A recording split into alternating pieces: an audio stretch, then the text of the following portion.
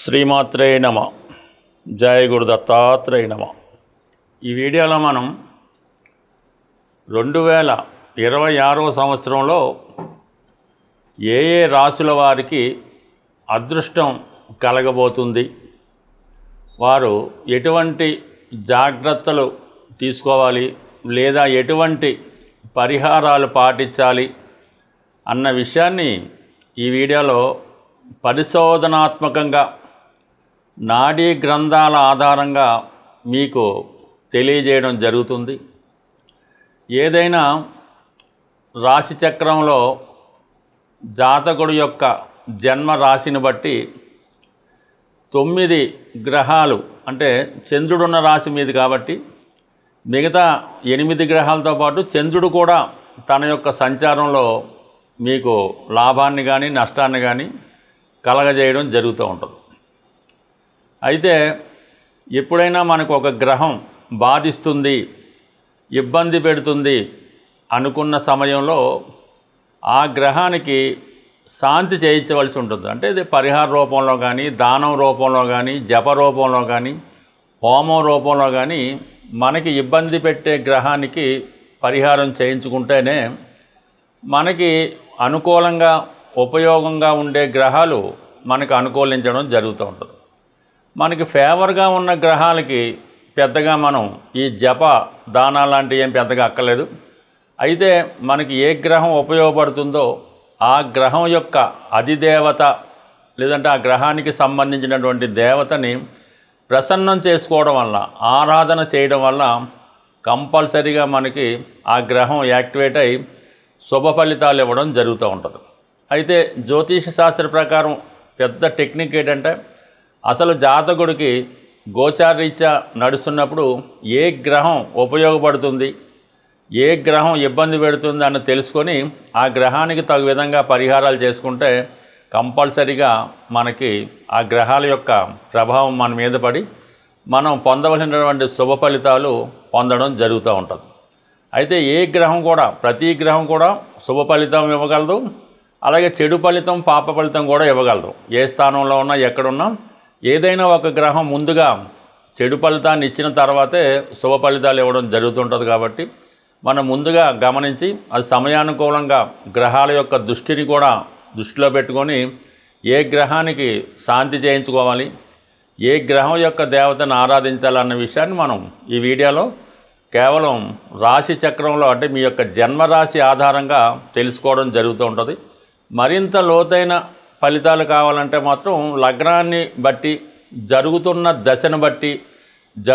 దశను లగ్నంగా తీసుకొని అనేక రకాలుగా మనం ఆలోచించవలసి ఉంటుంది. ఇప్పుడు కేవలం మనం చంద్రుడిని బేస్ చేసుకునే గ్రహాల యొక్క స్థితిగతులు, స్థానాలు తెలుసుకోవడం జరుగుతుంది.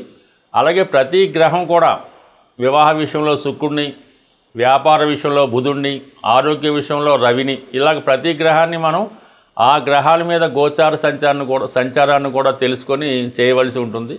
బట్ ఏమైనా మనసే ప్రధానం కాబట్టి చంద్రుని ఆధారంగా తెలుసుకోవడం జరుగుతుంది.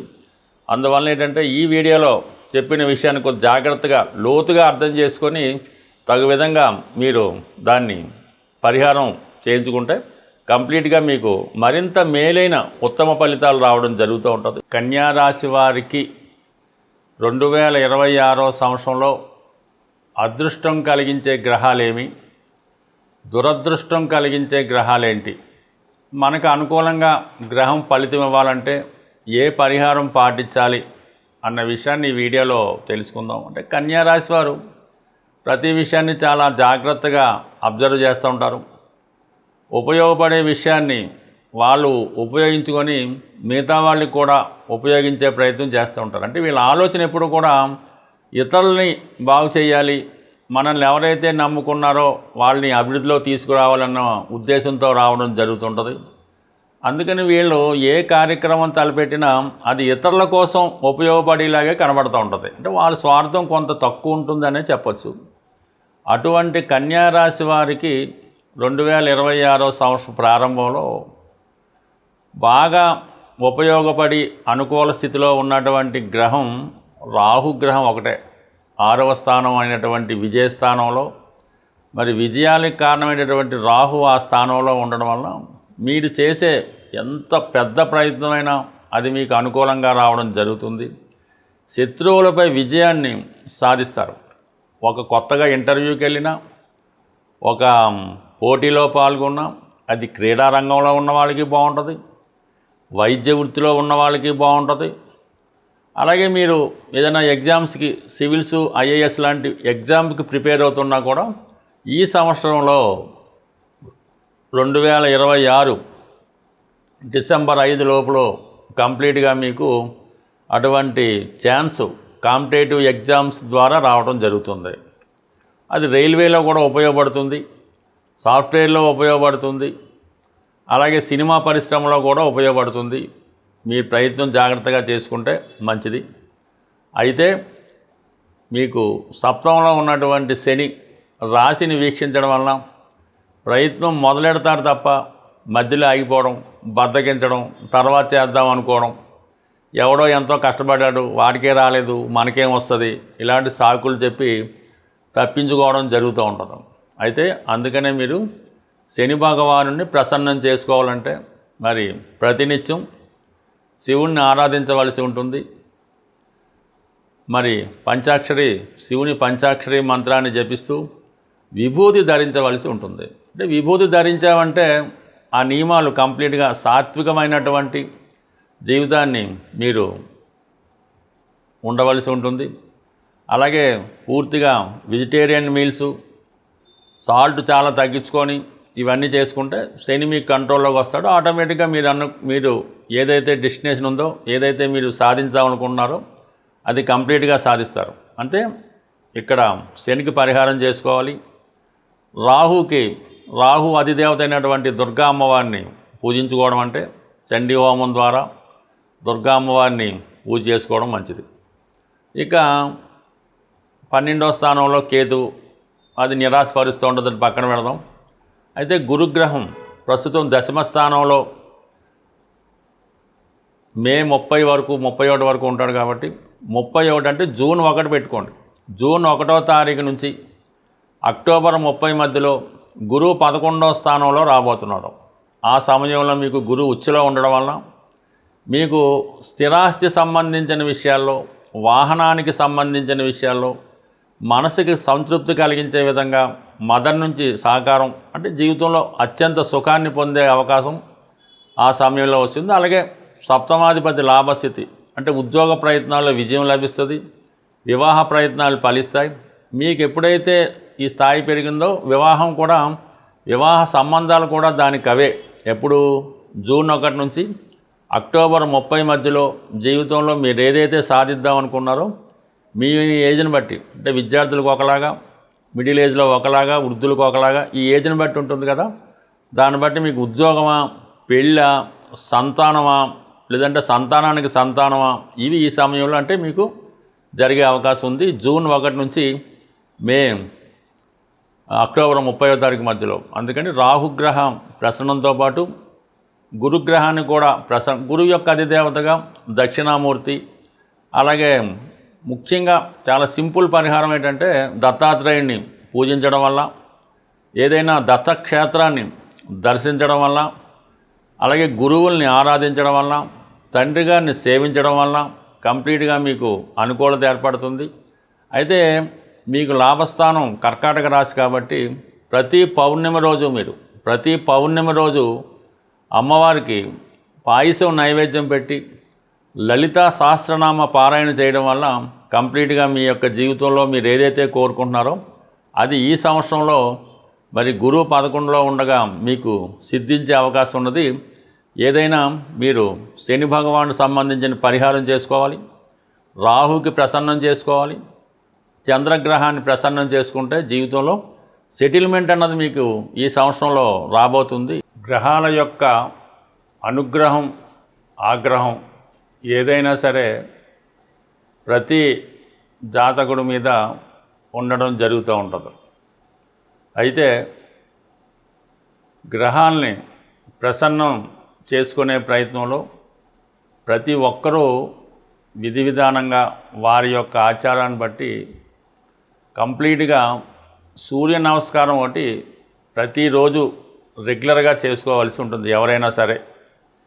ఏదో మంచం మీద ఉండి లేవలేని పరిస్థితుల్లో ఉన్నవాళ్ళు ఎవరైనా ఉంటే వాళ్ళు ఎగ్జామ్షన్ తప్ప ఓపిక ఉన్న ప్రతి వాళ్ళు కూడా ఈ సూర్య నమస్కారం అన్నది చేసుకోవడం వల్ల చాలా సమస్యల నుంచి బయటపడడం జరుగుతూ ఉంటుంది. దాని తర్వాత గోసేవ అన్నది చాలా ఇంపార్టెంట్.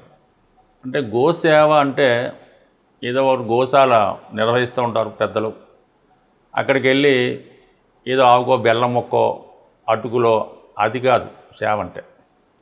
శుభ్రంగా అక్కడ ఉన్నటువంటి పరిసరాలు మన ఇల్లు ఎలాగైతే శుభ్రం చేసుకుంటామో గోవు యొక్క ఆ పరిసరాలు అన్నీ శుభ్రంగా నీట్గా పెట్టి గోవుకి ఏదన్నా చల్లని గాలి తగిలేలాగో ఈ దోమలు ఈగల నుంచి బాధపడకుండా వెరీ నీట్గా మనం ఎలాగైతే ఉంటామో ఆ గోవుకు కూడా అటువంటి సదుపాయం పెట్టిన తర్వాత దాని తర్వాత ఆవుకి ఇవ్వాల్సినటువంటి ఆహారం ఏమన్నా అది పరిశుద్ధమైనది అంటే ఏదైనా మిగిలిపోయిందో ఇంకోటో అలా కాకుండా శ్రద్ధగా మన పెద్దలకి పూర్వీకులకి దేవునికి ఏ విధంగా నైవేద్యం తయారు చేస్తామో ఆ విధంగా తయారు చేసి ఇది నానబెట్టాం మొలకలు ఏదన్నా సరే దాంట్లో ప్యూరిటీగా మీ అమ్మగారికి ఏ విధంగా పెడతారో ఆ విధంగా ఆ గోవుకి ఆహారం కూడా శుభ్రమైన ఒక ఇస్తిరాకులో చక్కగా పెట్టి ఆ ఆవు తింటున్నప్పుడు మరి ఒక 3 ప్రదర్శనలు చేసి నమస్కారం పెట్టుకోవడం వల్ల కంప్లీట్గా ఆ గోవు యొక్క అనుగ్రహాన్ని పొందడం జరుగుతూ ఉంటుంది. సో ఈ విధంగా చేసుకుంటూ కంప్లీట్గా ఈ 2 చేసుకుంటే చాలు, మిగతా అన్ని సకల దేవతల్ని పొందే అనురాగం వస్తుంది. దాని తర్వాత చాలామంది ఈ మధ్యకాలంలో ఎవరైతే మీ కుటుంబంలో ఉంటారో తల్లి ఉండొచ్చు, తండ్రి ఉండొచ్చు, పెద్దలు ఉండొచ్చు, అత్తగారు మామగారు ఉండొచ్చు, ఎట్టి పరిస్థితుల్లో కూడా మీకు ఎంత కోపం ఉన్నా వారిని ఆకలితో మాత్రం ఉండనివ్వకండి. 4 పూట్ల వారికి కనీసం ఈ బిస్కెట్లో ఏ ఆహారమో ఏదో పెట్టాలి తప్ప ఒకరి మీద ఒకరి కోపం చూపిస్తూ ఎక్కువగా ఈ మధ్యకాలంలో అత్తమామల్ని ద్వేషించడం, సరైనటువంటి ఆహారం పెట్టకపోవడం, అలాగే మీ పిల్లలకి వాళ్ళ మీద ద్వేషం పెంచే విధంగా మాటలు చెప్పడం, ఇవి మీ కుటుంబం యొక్క పతనానికి కారణమవుతుంటుంది. ఫ్యూచర్లో మీ పిల్లలు ఎందుకు పనికిరాని వాళ్ళుగా తయారవడానికి రావడం జరుగుతూ ఉంటుంది. అంటే ఇవన్నీ కొంతమందికి చాలా కొత్తగా అద్భుతంగా అనిపించవచ్చు, కానీ ప్రతినిత్యం ప్రతిరోజు ఎక్కడో అక్కడ ఇది జరుగుతుంది. వీటిని ముందు మీరు కట్టడి చేసుకోగలిగితే అంటే కొన్ని సందర్భాల్లో అది భర్తకు తెలియపోవచ్చు, కొన్ని సందర్భాల్లో భార్యకి తెలియపోవచ్చు. ఈ విధంగా మీ ఇంట్లో ఉన్నటువంటి మీ దేవతల్ని మీరు అశ్రద్ధ చేసినప్పుడు మీకు ఏ విధంగా అది ఐశ్వర్యం కలుగుతుంది, అదృష్టం కలుగుతుంది. ఈ చిన్న చిన్న నియమాల్ని మీరు పాటించండి, ధర్మాన్ని కాపాడండి. అయితే మీ తల్లిదండ్రులని అత్తమామలనే కాకుండా మీ చుట్టుపక్కల ఎవరన్నా అంటే మనకు సేవ చేస్తున్న వాళ్ళు, మన దగ్గర పనిచేస్తున్న వాళ్ళు, కనీసం ఇరుగు పొరుగు వాళ్ళు, పిల్లలు కానీ పెద్దవాళ్ళు కానీ ఆకలితో ఉంటే అది ఎవరికి కూడా రాణించదు, దేశానికి కూడా అంత క్షేమం కాదు.